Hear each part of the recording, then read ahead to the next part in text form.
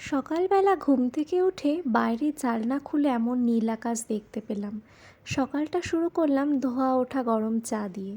তারপরেই রান্না করতে শুরু করলাম। যেহেতু আজ রবিবার, আমার টিউশন আছে, বাড়িতেও মা ছিল না, তো ভাবলাম চলো রান্নাটা করেই ফেলা যাক। এমন রান্না যাতে কোনো ঝামেলাই নেই। তো তাই আমি রান্না করছিলাম উচ্ছে আলুর তরকারি।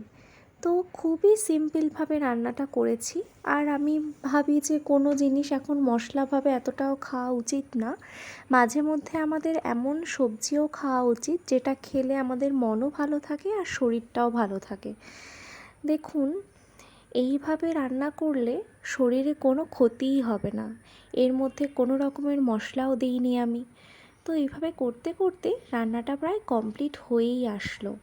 আর তারপরেই আমি চাল দিলাম খাওয়ার জন্য। এখানে চাল নিলাম আমি নিজের পরিমাণ মতন, নিয়ে ইন্ডাকশানে আমি বসিয়ে দিলাম কুকারটা।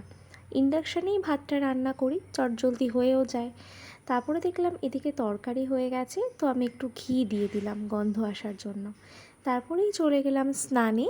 স্নান করলাম আমি, খুব রিফ্রেশ লাগছিল স্নান করে।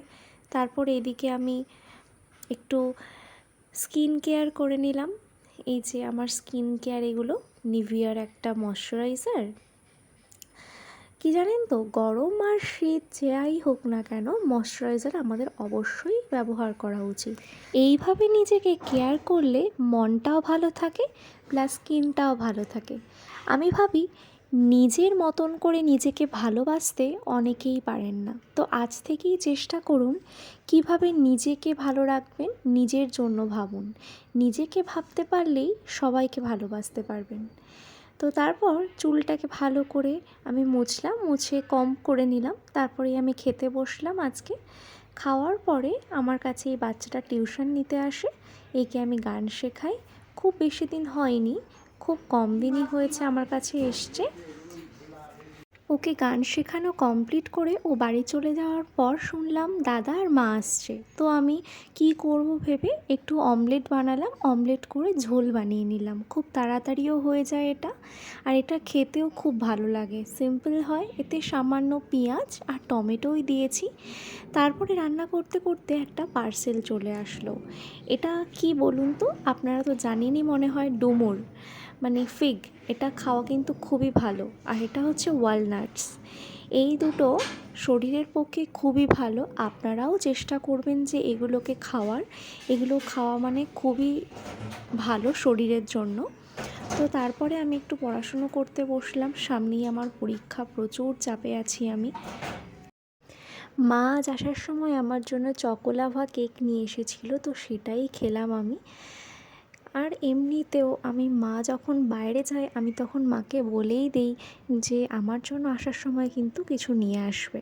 তো তারপরে খাওয়া দাওয়া করে আমি একটু ঘুমালাম। ঘুম থেকে উঠে একটু মুখ টুখ ভালো করে ধুয়ে নিয়ে নিজেকে খুব ফ্রেশ মনে হচ্ছিল।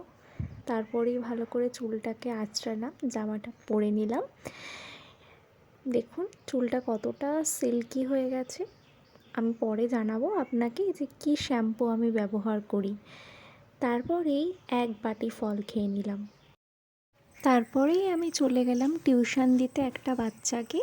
রাস্তায় হেঁটে হেঁটে এরকম মনোরম পরিবেশ দেখতে দেখতে যাচ্ছিলাম। তারপরে এই বাচ্চাটাকে আমি পড়াতে আসি। একে পড়িয়ে আমি কিছু বাজার করলাম, বাজার করে বাড়ি ফিরলাম। বাড়ি এসে মিয়ামোড়ের এটা এনেছিল মা মিয়ামোড় থেকে, তো এটাই আমি খেলাম সন্ধ্যাবেলার টিফিন হিসেবে। তো খাওয়ার পর তারপরে ভাবলাম আজ যেহেতু রবিবার, কোনো কাজও নেই, চলো এই মুভিটা দেখা যাক।